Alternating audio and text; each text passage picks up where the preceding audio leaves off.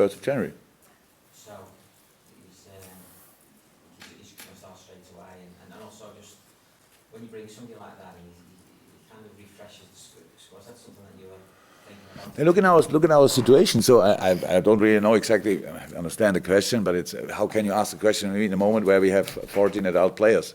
So I would be happy if he would not half as good as he is if he would be here now in this moment, and that he could help us, and he could help us. So that's all good. We cannot.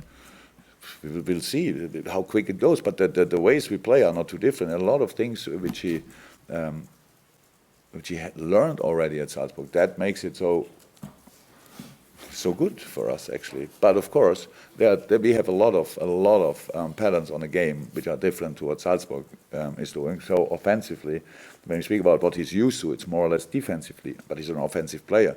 So offensively, how can we bring him in a situation that he feels completely comfortable and to use the things instinctively and not because we told him.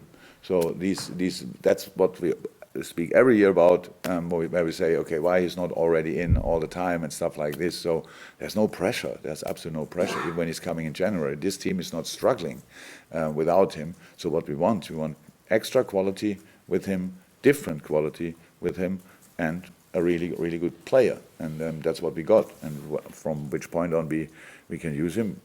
Really, we will see from which point on we will see the 100% Takumi. There's absolutely no pressure on the boy. So many good things in him which will help us, and from which moment on he can use all of them, we will see. David, how easy is it to switch from such a big win, a big final, to then go into another game which people will look into another type of final? Oh, very easy, very easy. We have that constantly. We play constantly different competitions during the season. It's the first 2 weeks where we don't play Champions League, and it's always, and Champions League was, the Salzburg game was all or nothing. So, and we had to play there and had to go there and had to be completely focused on that specific situation in a game, a Premier League game. You want to win. In Champions League very often, especially in the later stages for us, in the later stages of the competition, of the group stage, we have to win constantly games because we bring ourselves in a situation where it is like this. So we are used to that, and this is now the Premier League game, and there was it's not a problem to switch off. It's the feeling after the game was exceptional. It was really, really great, but it was not kind of a wild party after that, because everybody knew we play on Thursday again, and recovery starts like a minute after the final whistle. That's how it is, and the mood was exceptional. So we only take the positives of that, but we are completely and 100% clear about that. Leicester will challenge us with all they have. They have their own targets, their own aims, goals, and so we have to be ready for that. And we are used to that, but we have to show it again on the pitch. So, but it's not difficult to switch from one to the other. As a manager who's won so many things, even obviously before Liverpool, you'll know that mentality, that ability to switch and to keep that incredible mentality up is what makes champions. And so how much in this current team, how strong is that, and how do you see that That's exactly like in normal life. If you have a little success and you get carried away by it, you will really quickly realize it was your last one. If whatever it is, if it's in school with being top in a test, and you think, okay, that's it from now on, I got maths, everything about it, you will realize in the next test, mathematics developed since you last had a look in a book, and that's the situation. That's exactly what we have to do. We don't get carried away by nothing. Absolutely not. We are completely focused on the next step, and that's all I can say about it. I was always like this. It was. I never in my life wanted to have a party before there was a real reason for it. When there's a party with a real reason, then I'm in 100%. But before, I don't need it. I really don't need it. It's not that I have like 20% parties or stuff like this. Let's have this little thing or that. Nothing. I can easily wait for the proper one. So no chance to get us in a mood where we forget the things we have to do. And the next time we have to prove that is Leicester. Thursday, Boxing Day. Last question. Jürgen, change your mind. Sorry, I was just Oh, good. No, obviously, this time of year presents managers with a lot of challenges in terms of the fixture congestion. You've worked in a country where they don't have a sort of Christmas traditional set of fixtures. Do you think the English game, I know it's problematic for you, and Pep was moaning about it again at the weekend in a jokey way, but do you think the English game is better for this set of fixtures and all the festive? How do you mean that? How the English game is better for them? I mean better in terms of the spectacle, the fans who can sort of enjoy the holiday fixtures on a Boxing Day or whatever, or stay at home or go to the pub and watch them on TV. I don't mean from your point of view, I mean from the sort of spectacle and from the fans' point of view. Do you think the English game is better for this congested period? People want it here. Yeah. In Germany, it would be probably cause a lot of problems on a private basis when the men start watching football on the 25th or 26th of December. Yeah, because we are not used to it. So none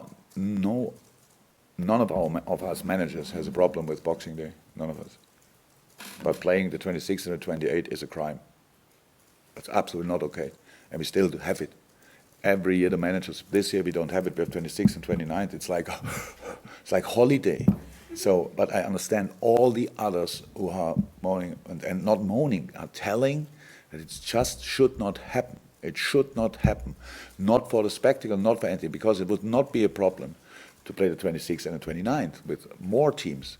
But there's no reason for giving teams lesser than 48 hours to play another Premier League game. So, but that's our life. We can say whatever we want, and nobody is really interested. But it's every year the same for the coaches who are involved in that, 26th, 28th. Sports science doesn't really give you something to deal with it, because there are things, they are just like they are. The body needs a specific amount of time to go again.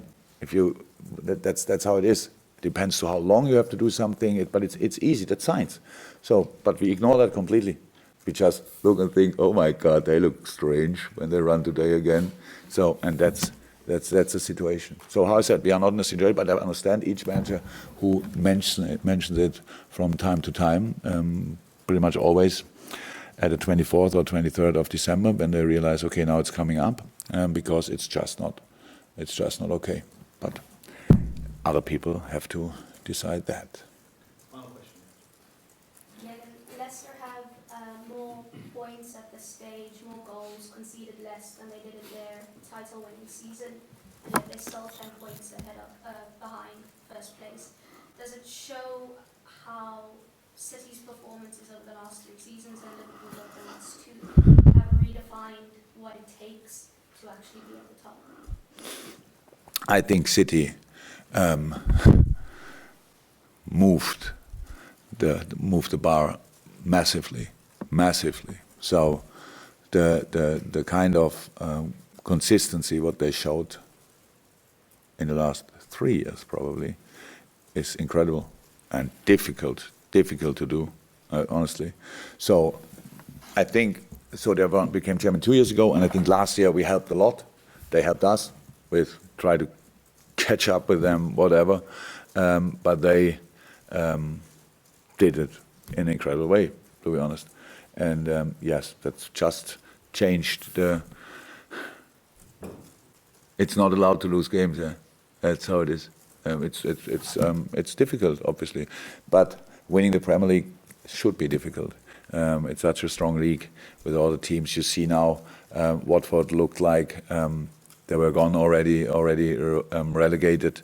Managers coming in, playing here at Anfield a super game, winning a week later, and everybody are down there is on their toes again. So now the 6-7 teams will fight with all they have until the last match day for every little point you can get, which make these games difficult. You see, when it looked for a while like the top 4 were already kind of gone, and it's clear who will play in the Champions League next year, and together all of these teams means 7-8 clubs will fight with all they have for being in the Champions League, plus being in the European League, another 4 teams. So that's how the league is. So, and you have to be ready every 3 days to kind of win a football game. That's it. So yeah, and we know that, so we don't think about that as well. So it's just not, we don't think about the last game we won, we don't think about the game we play after. The next one is really the next one. It's the only way I understand, and that's what we try. With all the difficulties, with all the being prepared for the problems you can face, that's pretty much the plan. And sometimes it works out, not always, but sometimes, and that's what we try this time again.